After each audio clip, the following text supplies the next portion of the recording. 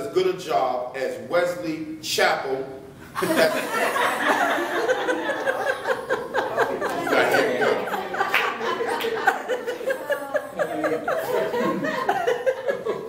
Our outgoing VPPR. If I had to say something about Mr. Sims, I'd say he will help you. He's a workaholic for a nonprofit, volunteer, anything he can do, nonprofit, you can call him. That's a real, you're renowned, young man. So without further ado, give him a round of applause. Mr. Jim Sims, our speaker for this evening.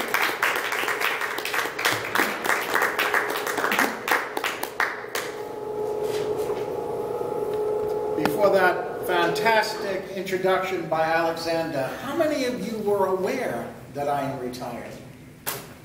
There you go, a handful of people. I announced it at one Toastmaster Club, and I think I took it about 6 months to make it come to fruition. Sure enough, a while back, 2013, my wife said to me, "The Pope retired, what's the matter with you?" So I decided, yeah, I should retire. So I left that 20-year career in nonprofit behind, and I've been very, very busy since. How many of you are cognizant of the fact that I am a beach lover? Okay, a little bit more of a secret. Of course I'm a beach lover. I'm a Pisces.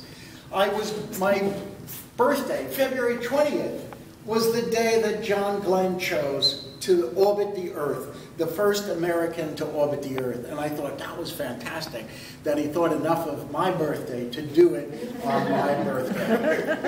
I'm always going to the beach. I could go to the beach year-round, whether it's New Year's Day, August, July, anytime, because I live in Florida. So on Monday, my wife doesn't go with me. She says it's too darn hot. But on Monday, I went to Fred Howard Park. Anybody ever been to Fred Howard Park? Tarpon Springs. It's a little slab of concrete. My son says it's not really a beach, but it's got water around it. And when I go there, I feed the fish. I feed the grunts and a few other fish. And I found out on Monday, they don't care whether the chicken is from Winn-Dixie or from Publix. They eat it just the same. But I also realized maybe my beach addiction is getting a little bit out of control. It was 1 o'clock in the afternoon. It was 90 degrees. I was trying to get a tan or increase my tan, and I'm saying, wow, this is really a bit too hot. Maybe I should restrict my beaches to the morning or the late afternoon. So after 2 hours and 15 minutes, I thought it was time to head home. And I went home, decided to take a little dip in the pool. And while I'm in the pool, there's almost no one there, but there's a mother there with 4 kids. They all must have been under 5, screaming their heads off. I walked to the edge of the pool to get out of the pool, and all of a sudden one of these rugrats says to his mother, "Oh, look the old man." And I said to myself, what is that? That's like age discrimination. I felt violated. And I looked this little young guy in the face and I said, "You're not old until your regrets take the place of your dreams. And by the way, stop screaming every 2 minutes. You want to learn to be effective and be a leader and be successful in life, learn how to communicate." And then I said to myself, well, you know what? What does that mean to me in terms of my dreams and what's on my bucket list, and how do I become more effective in terms of being part of the Youngest and Funnest Club in all of Tampa Bay?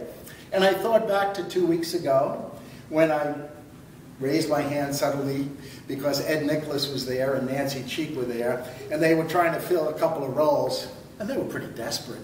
And I could easily say no to Ed Nicholas. I've been saying no to Ed Nicholas ever since I met the guy. There's just literally nothing politically that we agree with. Well, except maybe we would agree that the 75th anniversary of D-Day ought to be remembered without politics. That's probably about it.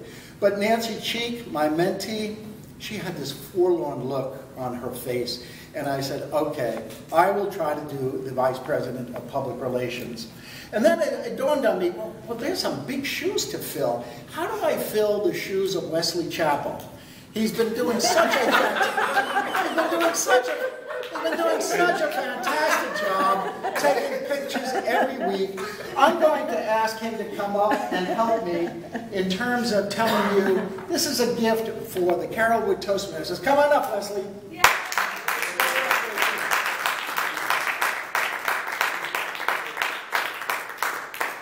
First, I want you to open the gift, that's the screen thing, for the Carrollwood Toastmasters. It's the secret that will allow public relations to be effective in the new administration.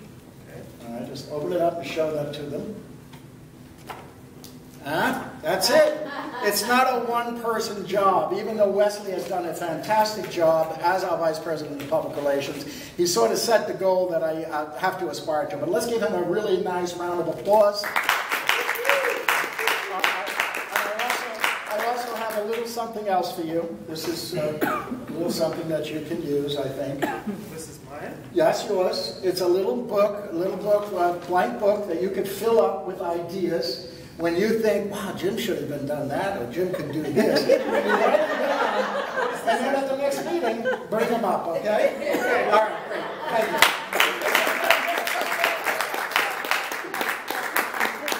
I believe that the Vice President of Public Relations, their job is to think of ideas. The thing is to motivate people, to try to make sure that we not only attract members, but that we retain members, and that we are successful as a club, so that we are the best club in all of Carrollwood. I have a couple of ideas that I think you might help me with, and I have put these on the board behind us, and I just thought I'd bring a few of them up. Anybody know what Meetup is? Okay, some of you might even have come to your first Toastmaster meeting because of Meetup. It's a way of people coming together with ideas. Maybe you're into stamp collecting and you wonder, I wonder who else collects stamps in the Carrollwood area. So you sign up on Meetup and you find out, yeah, they're going to have a meeting next Thursday. So there are opportunities to stay connected. Perhaps somebody might want to know, how do I become more effective in public speaking? But the idea with Meetup is you have to have 4 people sign up each week in order for it to go viral, so that it spreads along the internet and people find out, yeah, this is where you want to come on Wednesday night. Now, if we have quality meetings, that I think is really, really important, because if you're a guest, you want to be warmly welcomed, but you want to also make sure the agenda is filled. We only have 1 speaker tonight. You know, as Shirley pointed out, we really need to do a better job with those kind of roles like speaker and evaluator. Yeah, we can plug in timer and our counter-grammarian. Those are important roles, but sometimes those could be filled maybe in the last day or the last hours. Social media. How many people are on Facebook?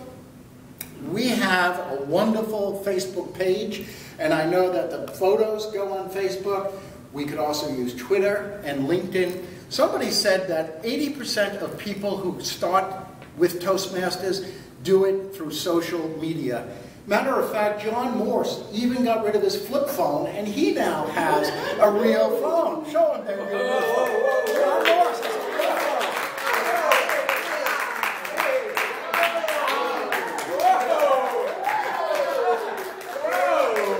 I am renowned for going over my time when I give a speech.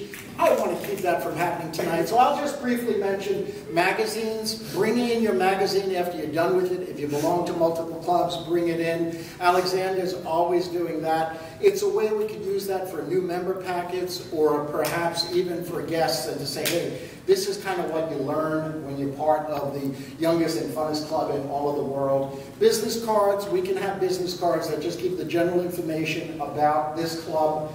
Joint visits, I think that would be great if we got together with 1810, the oldest and most prestigious club, and they have a few people come to our meeting, we send a few people to their meeting.